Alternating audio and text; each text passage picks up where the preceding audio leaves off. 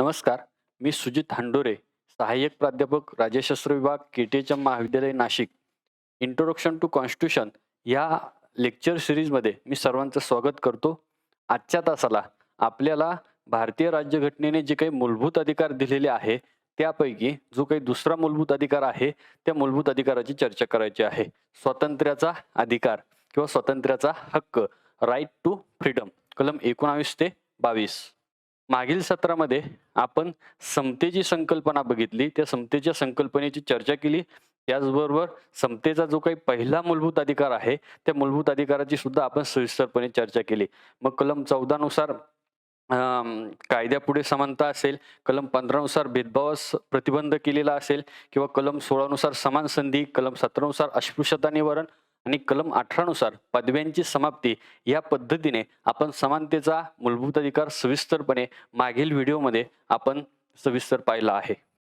ह्या व्हिडिओमध्ये आज आपल्याला जे काही अभ्यासाचे मुद्दे आहे, त्यातला पहिला मुद्दा आहे स्वातंत्र्याची संकल्पना आपल्याला समजून घ्यायची आहे. त्याच्यानंतर कलम 19 नुसार जी काही भारतीय नागरिकांना जी काही 6 प्रकारची व्यक्ती स्वातंत्र्य मिळालेली आहे, ती व्यक्ती स्वातंत्र्य आपल्याला बघायची आहे. त्याचबरोबर कलम 20 नुसार अपराधी व्यक्तीला दोष सिद्ध करण्याचे जे स्वातंत्र्य मिळालेले आहे, त्याची चर्चा करायची आहे. त्याचबरोबर कलम 21 असेल, त्यानुसार मिळालेले जीवित स्वातंत्र्य, आणि कलम 22 नुसार अटक झालेल्या व्यक्तीला जे स्वातंत्र्य मिळतं, त्या स्वातंत्र्याची आपल्याला चर्चा करायची आहे. सर्वप्रथम आपण स्वातंत्र्याची संकल्पना समजून घेऊयात. स्वातंत्र्याशिवाय व्यक्तीचा विकास होऊ शकत नाही. प्रत्येक व्यक्तीला आपला स्वतःचा, आपल्या व्यक्तिमत्वाचा सर्वांगीण विकास करायचा असतो, आणि हा विकास करत असताना त्या व्यक्तीला स्वातंत्र्य जोपर्यंत मिळत नाही, तोपर्यंत त्या व्यक्तीला विकास करणं शक्य होत नाही. आणि राज्यसंस्थेचा हेतू हा असतो की प्रत्येक व्यक्तीचा विकास व्हावा, आणि प्रत्येक व्यक्तीचा विकासाच्या माध्यमातून समाजाचा आणि राष्ट्राचा विकास व्हावा, याकरता राज्यसंस्थेकडून आणि त्या संविधानाच्या माध्यमातून प्रत्येक व्यक्तीला स्वातंत्र्य बहाल केलेले असतं. म्हणून स्वातंत्र्याशिवाय व्यक्तीचा विकास होऊ शकत नाही, आणि म्हणून स्वातंत्र्य ही संकल्पना महत्वाची आहे. परंतु स्वातंत्र्य संकल्पना महत्वाची असली तरीही स्वातंत्र्य म्हणजे स्वैराचार किंवा स्वातंत्र्याचा अर्थ लक्षात घेत असताना अनिर्बंध स्वातंत्र्य, स्वातंत्र्यावर कोणतंही बंधन नाही, ही संकल्पना नकारात्मक स्वातंत्र्य होते. स्वातंत्र्याच्या ज्या काही दोन संकल्पना आहे, सकारात्मक स्वातंत्र्य आणि नकारात्मक स्वातंत्र्य, यातलं जे काही बंधन विरहित स्वातंत्र्य ही नकारात्मक स्वरूपाची संकल्पना आहे. परंतु स्वातंत्र्याचा विचार करत असताना, स्वातंत्र्याची संकल्पना लक्षात घेत असताना समाजाच्या हिताला आणि दुसऱ्या व्यक्तीच्या स्वातंत्र्याला बाधा येऊ नये, याकरता स्वातंत्र्यावर उचित बंधनं असणं आवश्यक आहे. म्हणजे स्वातंत्र्य हे अनिर्बंध असता कामा नये, स्वातंत्र्यावर योग्य आणि उचित बंधनं असणं आवश्यक आहे. कारण जर स्वातंत्र्यावर बंधने नसतील तर त्याच्यातून समाजाच्या हिताला आणि दुसऱ्या व्यक्तीच्या स्वातंत्र्याला बाधा येऊ शकते. म्हणून स्वातंत्र्यावर उचित बंधनं असणं आवश्यक आहे. ज्यावेळी आपण स्वातंत्र्याचा विचार करतो, त्यावेळी हा सकारात्मक स्वातंत्र्य म्हणजे बंधनांसहित स्वातंत्र्य ही संकल्पना लक्षात घेणं अपेक्षित आहे. आणि ह्याच संकल्पनेला अनुसरून भारतीय संविधानाने जे काही स्वातंत्र्याचा अधिकार सांगितलेला आहे, तो स्वातंत्र्याचा अधिकार स्पष्ट करत असताना त्या स्वातंत्र्यावर वाजवी आणि योग्य बंधने सुद्धा सांगितलेली आहे. स्वातंत्र्याचा उपभोग घेत असताना तो किती मर्यादेपर्यंत घेतला पाहिजे, त्याची व्याप्ती काय आहे, त्या स्वातंत्र्यावर बंधनं काय आहे, याचा उल्लेख संविधानामध्ये आलेला दिसून येतो. आपल्याला पहिला जो काही स्वातंत्र्याचा जो काही कलम आहे, स्वातंत्र्याचा मूलभूत अधिकाराची चर्चा करत असताना पहिलं कलम आहे कलम 19.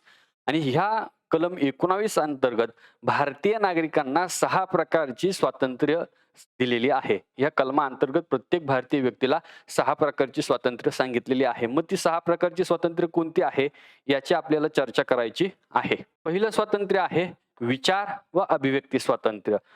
मनुष्य हा प्राणी विचारशील प्राणी आहे. जगाच्या पाठीवर मनुष्य हा असा प्राणी आहे की जो विचार करू शकतो आणि आपले विचार हे अभिव्यक्त सुद्धा करू शकतो. या विचारांच्या आधारित माणवाने इतकी प्रगती केलेली आहे. आणि म्हणून भारतीय राज्यघटनेने जे काही स्वातंत्र्याचा अधिकार सांगितलेला आहे त्यातला पहिला कलम 19 अंतर्गत जे स्वातंत्र्य दिलेलं आहे ते विचार स्वातंत्र्य आहे. विचार करणं हे माणसाचं एक लक्षण आहे आणि म्हणून विचार स्वातंत्र्य आणि अभिव्यक्त स्वातंत्र्य, आपले विचार हे दुसऱ्यापर्यंत पोहोचवण्याचे, ते अभिव्यक्त करण्याचं स्वातंत्र्य सुद्धा दिलेलं आहे. लोकशाही शासन प्रकारामध्ये व्यक्तीला अधिकार असतात आणि ज्यावेळी आपण असं म्हणतो की लोकशाहीमध्ये व्यक्तीला अधिकार आहे असं म्हणत असताना त्या अधिकारांमध्ये विचार व अभिव्यक्ती स्वातंत्र्याचा समावेश झालेला असतो. विचार व अभिव्यक्ती स्वातंत्र्य यांचा समावेश न करता व्यक्तीला लोकशाहीने अधिकार दिलेला आहे असं म्हणणं हे सुसंगत ठरत नाही.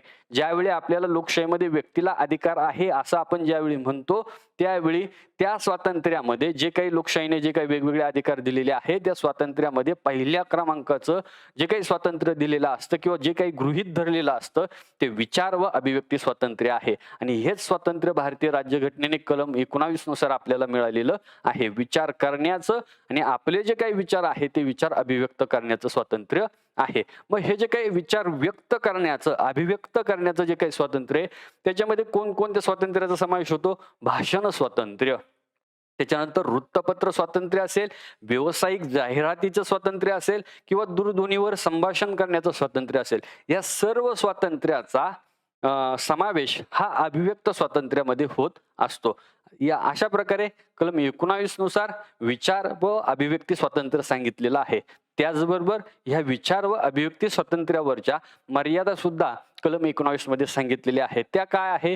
तर देशाचं सार्वभौमत्व, राष्ट्राची एकता व एकात्मता, शांतता व सुव्यवस्था आणि सभ्यता व नैतिकता ह्या चौकटीमध्ये राहूनच प्रत्येक व्यक्तीला आपल्या विचार व अभिव्यक्ती स्वातंत्र्याचा वापर करता येईल किंवा विचार व अभिव्यक्ती स्वातंत्र्याचा उपभोग घेता येईल. देशाचं सार्वभौमत्व, राष्ट्राची एकता एकात्मता, शांतता व सुव्यवस्था आणि ज्या काही नैतिकतेच्या कल्पना आहे यांना बाधा येणार नाही याची काळजी घेऊन प्रत्येक व्यक्ती आपल्या विचार व अभिव्यक्ती स्वातंत्र्याचा वापर करू शकतो. या कलमानुसार दुसरं स्वातंत्र्य दिलेलं आहे शांततापूर्वक व निशस्त्रपणे एकत्र येण्याचं स्वातंत्र्य. समाजामध्ये अनेक कारणास्तव आपण एकत्र येत असतो. ते जे काही एकत्र येण्याचं जे काही स्वातंत्र्य आहे, माणसं समाजामध्ये एकत्र येऊ शकतात. ते का? तर ह्या कलमा अंतर्गत आपल्याला ते स्वातंत्र्य मिळालेलं आहे. आपल्याला ब्रिटिश कालखंडामधला जालियनवाला हत्याकांड हे आपल्याला माहिती आहे किंवा ही घटना आपल्याला लक्षात आहे.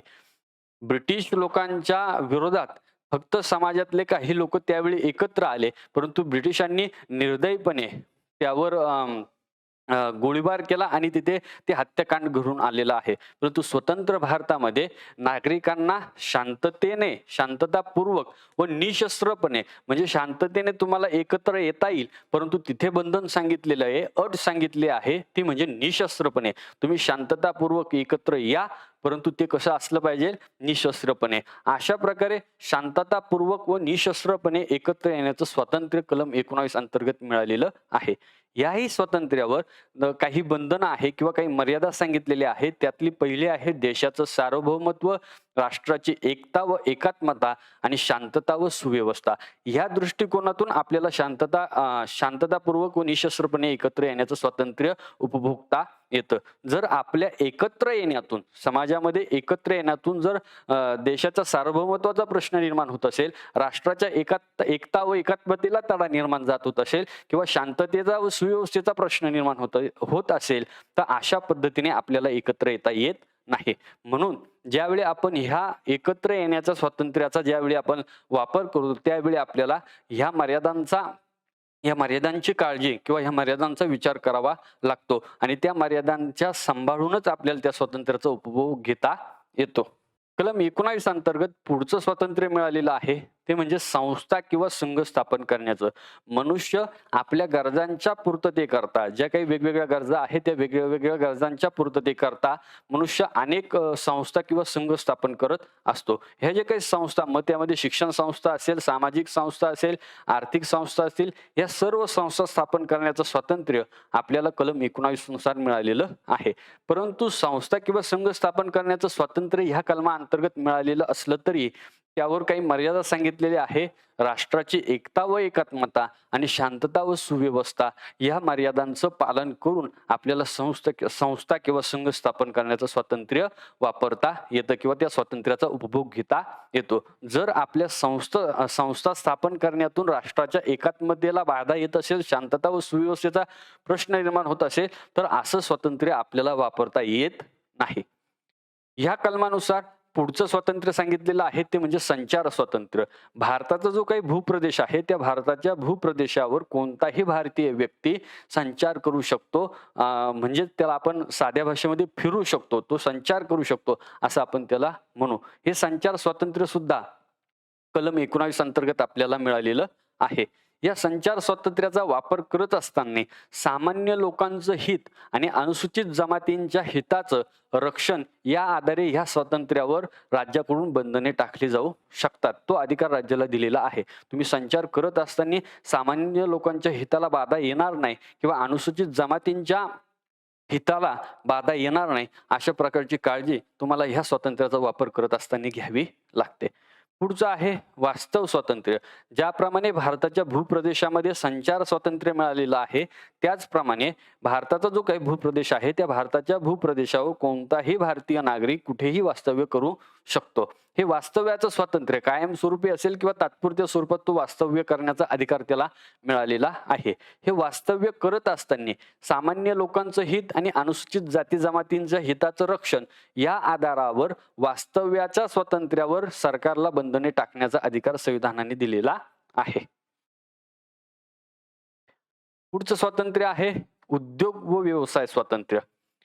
प्रत्येक भारतीय नागरिकाला आपल्या आवडीनुसार आपल्या स्वइच्छेनुसार कोणताही उद्योग व व्यवसाय करण्याचं स्वातंत्र्य बहाल केलेलं आहे. आपल्याकडे पूर्वी जातीप्रथा होती आणि त्यामुळे आपल्याकडे जे काही उद्योग व व्यवसाय आहे ते जातीनुसार किंवा त्या परंपरांनुसार आपले उद्योग व व्यवसायांची निश्चिती होत होती. परंतु स्वतंत्र भारतामध्ये कलम 19 अंतर्गत प्रत्येक भारतीय नागरिकाला आपल्या स्वइच्छेनुसार स्व आवडीनुसार कोणताही उद्योग व व्यवसाय करण्याचं स्वातंत्र्य कलम 19 अंतर्गत मिळालेलं आहे. परंतु ह्या स्वातंत्र्याचा वापर करत असताना त्यावर काही मर्यादा सांगितलेल्या आहे. त्यातली पहिली मर्यादा अशी सांगितली की सामान्य लोकांचं हित.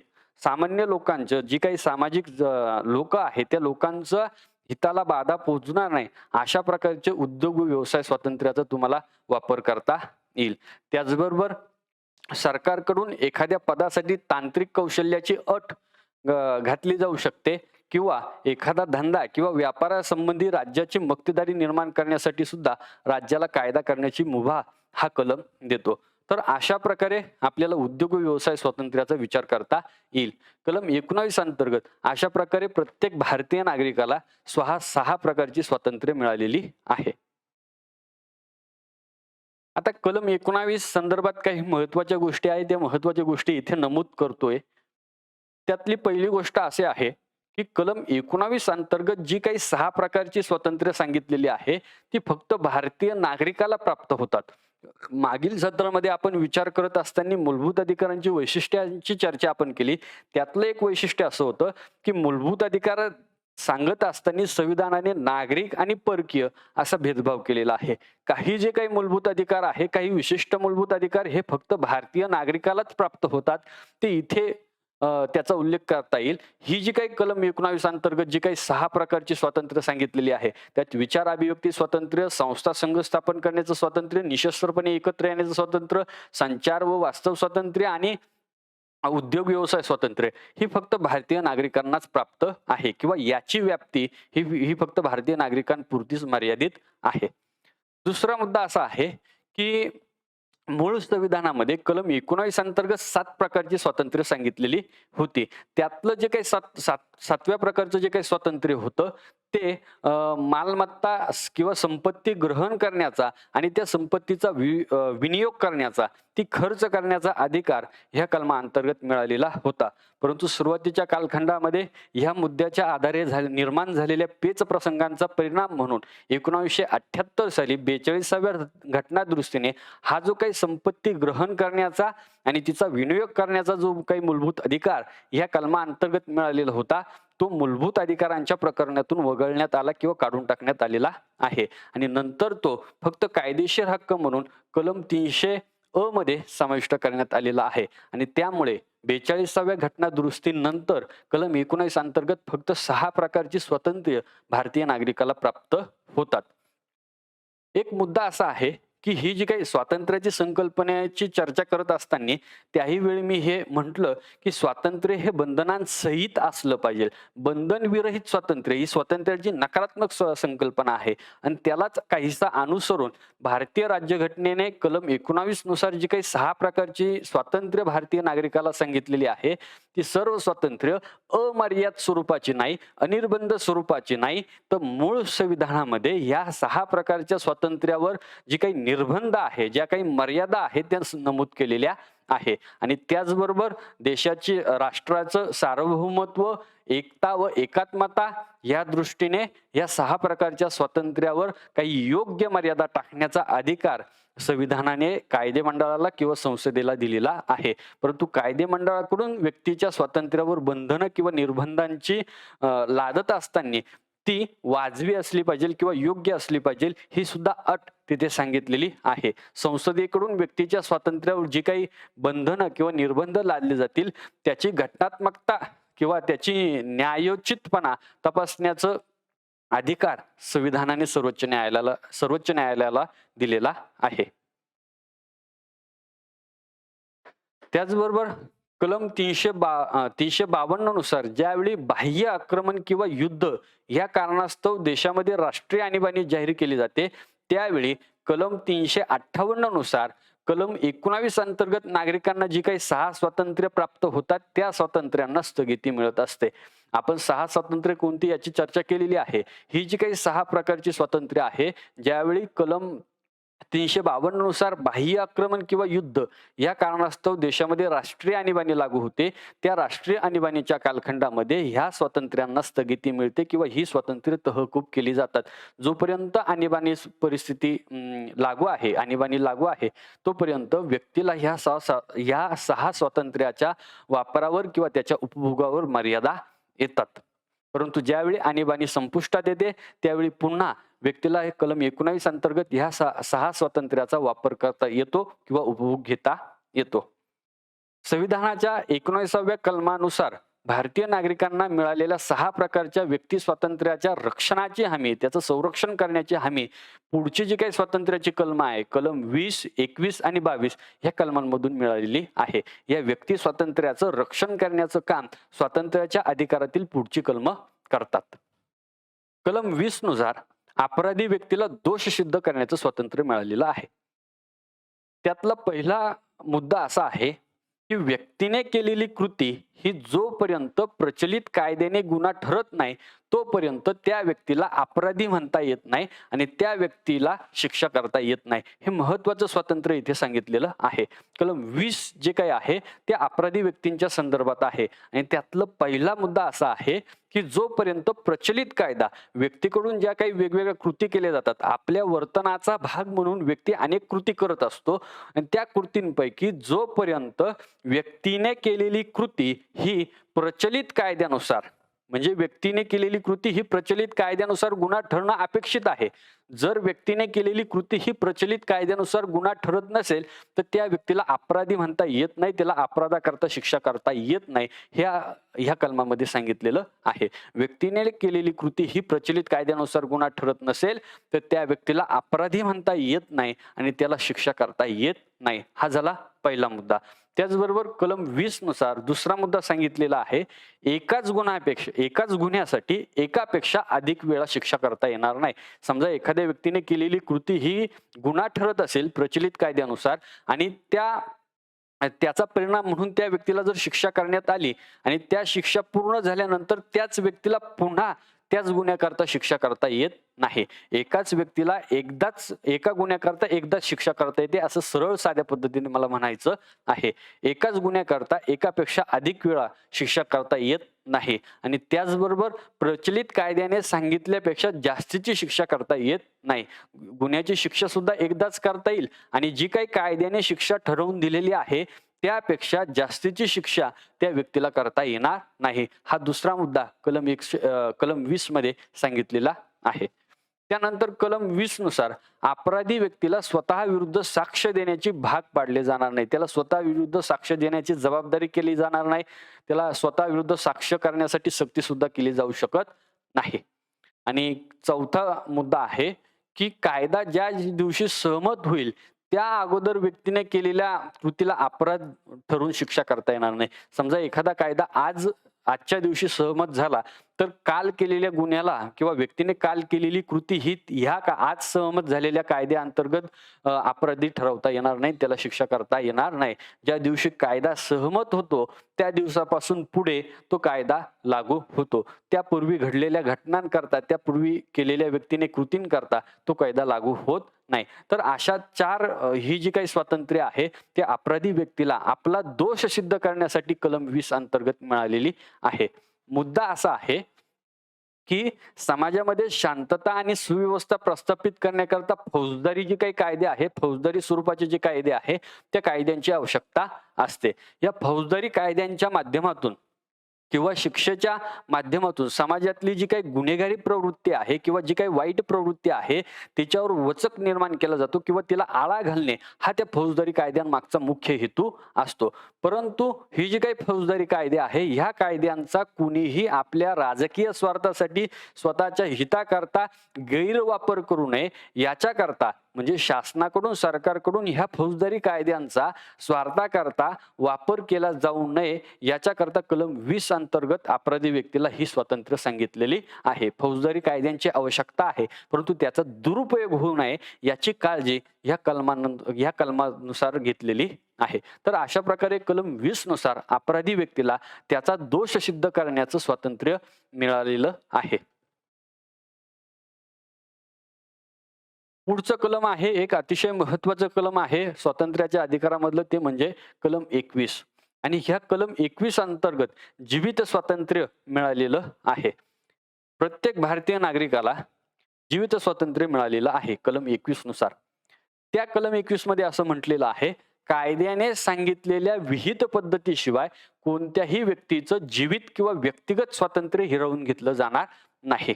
म्हणजे कोणत्याही व्यक्तीचं आपल्याला जीवित स्वातंत्र्य हिरावून घेता येत नाही किंवा हिरावून घेतलं जाऊ शकत नाही. कायद्याने सांगितलेले विहित पद्धती म्हणजे जे कायद्यानुसार आहे त्यानुसार कायद्याशिवाय कोणत्याही व्यक्तीचं जीवित स्वातंत्र्य हिरावून घेता येणार नाही. म्हणजे प्रत्येक व्यक्तीला जीवित स्वातंत्र्य ह्या कलमानुसार मिळालेलं आहे. आता ह्या कलमानुसार जे काही जीवित स्वातंत्र्य मिळालेलं आहे त्या जीवित स्वातंत्र्याची, जीवित जो काही शब्द आहे त्याची व्याप्ती आपल्याला सांगावी लागेल. जीवित स्वातंत्र्य जरी ह्या कलमानुसार मिळालेलं असलं तरी फक्त जीवित स्वातंत्र्याचा अर्थ जिवंत राहण्याचं स्वातंत्र्य असं नाही. कारण जिवंत, आपल्या आजूबाजूला जी काही सजीव सृष्टी आहे त्यामध्ये अनेक प्राणी असतील, ते प्राणी सुद्धा जिवंत असतात. त्याप्रमाणेच जीवित स्वातंत्र्य इथे अर्थ अपेक्षित नाही. तर जीवित स्वातंत्र्याचा अर्थ इथे अपेक्षित काय आहे, तर प्रत्येक व्यक्तीला माणूस म्हणून जन्माला आल्यानंतर माणूस म्हणून प्रतिष्ठेने जगण्याचा अर्थ, असा व्यापक अर्थ या जीवित स्वातंत्र्याच्या संकल्पनेमध्ये अपेक्षित आहे. जिवंत राहण्याचं स्वातंत्र्य, किड्या मुंग्यांसारखं जिवंत राहण्याचं नाही, तर प्रत्येक व्यक्तीला माणूस म्हणून समाजामध्ये प्रतिष्ठेने जगण्याचं स्वातंत्र्य हा अर्थ इथे अपेक्षित आहे. आणि त्याच्यामुळे जीवित स्वातंत्र्याची व्याप्ती किंवा ती संकल्पना समजून सांगत असताना सर्वोच्च न्यायालयाकडून याचा, जीवित स्वातंत्र्याचा किंवा ह्या संकल्पनेचा आशय लक्षात घेऊन जीवित स्वातंत्र्यामध्ये काही वेगवेगळ्या गोष्टींचा किंवा वेगवेगळ्या बाबींचा समावेश केलेला आहे. त्या कोणत्या, तर प्रतिष्ठापूर्वक जीवन जगण्याचा. म्हणजे जीवित स्वातंत्र्य ह्या शब्दाच्या व्याप्तीमध्ये किंवा ह्या अधिकाराअंतर्गत कोणकोणते अधिकार इतर मिळतात, तर पहिला आहे प्रतिष्ठापूर्वक जीवन जगणे, दुसरा आहे शुद्ध पाणी, हवा आणि पर्यावरणाचा हक्क, हा सुद्धा जीवित स्वातंत्र्याचा भाग आहे असं सर्वोच्च न्यायालय म्हणतं. त्यानंतर निवाऱ्याचा हक्क, प्रत्येक व्यक्तीला निवाऱ्याचा हक्क हा सुद्धा व्यक्तीच्या जीवित स्वातंत्र्याचा भाग आहे. गुप्ततेचा किंवा खाजगीपणाचा, पर्सनल लाईफ आपण जे म्हणतो की खाजगीपणाचा हक्क, याचा सुद्धा समावेश जीवित स्वातंत्र्यामध्ये होतो. त्याचबरोबर आरोग्याचा हक्क, चांगलं आरोग्य मिळावं, हा सुद्धा प्रत्येक व्यक्तीच्या जीवित स्वातंत्र्याचाच भाग आहे. तात्काळ वैद्यकीय मदत मिळविण्याचा हक्क याचा सुद्धा समावेश जीवित स्वातंत्र्यामध्ये होतो. म्हणजे जीवित स्वातंत्र्य ही संकल्पना व्यापक अर्थाने संविधानाने स्वीकारलेली आहे आणि सर्वोच्च न्यायालयाकडून या जीवित स्वातंत्र्याचा आशय स्पष्ट करत असताना त्यांनी वेगवेगळ्या निकालांमधून, वेगवेगळ्या निर्णयांमधून त्या जीवित स्वातंत्र्यामध्ये वेगवेगळ्या बाबींचा समावेश केलेला आहे. तर अशा प्रकारे जीवित स्वातंत्र्य कलम 21 अंतर्गत मिळालेलं आहे. कलम 21 अंतर्गत जे काही जीवित स्वातंत्र्य मिळालेलं आहे, हे कोणत्याही परिस्थितीमध्ये या स्वातंत्र्याला स्थगिती मिळत नाही. म्हणजे आणीबाणीच्या काळात सुद्धा हे स्वातंत्र्य अबाधित राहतं. हे भारतीय राज्यघटनेचं एक विशेष वैशिष्ट्य आहे किंवा हे विशेषपण आहे, की कोणत्याही परिस्थिती म्हणजे जोपर्यंत आपल्याला असं म्हणता येईल, की जोपर्यंत संविधान अस्तित्वात आहे तोपर्यंत कलम 21 अंतर्गत व्यक्तीला जीवित स्वातंत्र्य मिळालेलं आहे. हे जे ह्या जीवित स्वातंत्र्याच्या अंमलबजावणीला किंवा ह्या जीवित स्वातंत्र्याच्या अधिकाराला कधीही कोणत्याही परिस्थितीमध्ये स्थगिती मिळत नाही किंवा हे स्वातंत्र्य तहकूब होत नाही. हे कलम 21 जे काही आहे त्याच्या कलमाअंतर्गत कलम 21 शिक्षणाचा अधिकार मिळालेला आहे. 2002 साली 86 क्रमांकाची जी काही घटना दुरुस्ती झाली त्या 86 क्रमांकाच्या घटना दुरुस्तीने कलम 21 मध्ये हे उपकलम समाविष्ट करण्यात आलेलं आहे आणि त्या कलमानुसार 6 ते 14 वयोगटातील बालकांना प्राथमिक शिक्षण मोफत व सक्तीचे देण्याची तरतूद राज्य करील असे तिथे स्पष्ट करण्यात आलेलं आहे. म्हणजे या कलमानुसार प्रत्येक 6 ते 14 वयोगटातील विद्यार्थ्यांना प्राथमिक शिक्षण हा मूलभूत अधिकार बनलेला आहे. प्राथमिक शिक्षण हे मोफत मिळवण्याचा अधिकार मिळालेला आहे आणि हे प्राथमिक शिक्षण प्रत्येकाला उपलब्ध करून देण्याची जबाबदारी या कलमाने राज्यावर सोपवलेली आहे. आणि ह्या कलमाला अनुसरून 2009 मध्ये संसदेने शिक्षणाचा कायदा पास केला आणि त्यावेळपासून प्राथमिक शिक्षण हा व्यक्तीचा मूलभूत अधिकार बनलेला आहे. तर अशा प्रकारे आपल्याला कलम 21 चा विचार करता येईल. कलम 21 मध्ये प्रत्येक व्यक्तीला जीवित स्वातंत्र्य मिळालेलं आहे. जीवित स्वातंत्र्य म्हणजे प्रत्येक व्यक्तीला माणूस म्हणून प्रतिष्ठेने जगण्याचा स्वातंत्र्य या कलमानुसार मिळालेला आहे आणि त्याचाच एक भाग म्हणून शिक्षणाचा अधिकार किंवा शिक्षणाचा हक्क सुद्धा हा कलम 21 अंतर्गत प्रत्येक 6 ते 14 वयोगटातील विद्यार्थ्यांना मिळालेला आहे. पुढचं कलम आहे कलम 22. या कलम 22 नुसार मनमानी अटकेविरुद्ध संरक्षण दिलेले आहे. राज्य संस्थेकडून किंवा शासनाकडून कोणत्याही व्यक्तीला मनमानी अटक करता येणार नाही आणि त्या विरुद्धचं जे काही संरक्षण आहे ते कलम 22 नुसार मिळालेलं आहे. कलम 22 नुसार अटक केलेल्या व्यक्तीला 3 अधिकार मिळतात. त्यातला पहिला अधिकार आहे अटक झालेल्या व्यक्तीस आपल्याला कोणत्या कारणास्तव अटक झालेली आहे हे जाणून घेण्याचा अधिकार दिलेला आहे. जे काही व्यक्तीला अटक केली जाते त्यावेळी त्या व्यक्तीला कोणत्या कारणास्तव कोणत्या कारणामुळे आपण अटक करतोय हे जाणून घेण्याचा अधिकार त्या अटक झालेल्या व्यक्तीला देण्यात आलेला आहे. दुसरा अधिकार आहे की अटक झालेल्या व्यक्तीला स्वतःच्या पसंतीनुसार कोणत्याही वकिलाचा किंवा कायदेपंडिताचा सल्ला घेण्याचा आणि स्वतःचा बचाव करण्याचा हक्क या कलमानुसार दिलेला आहे.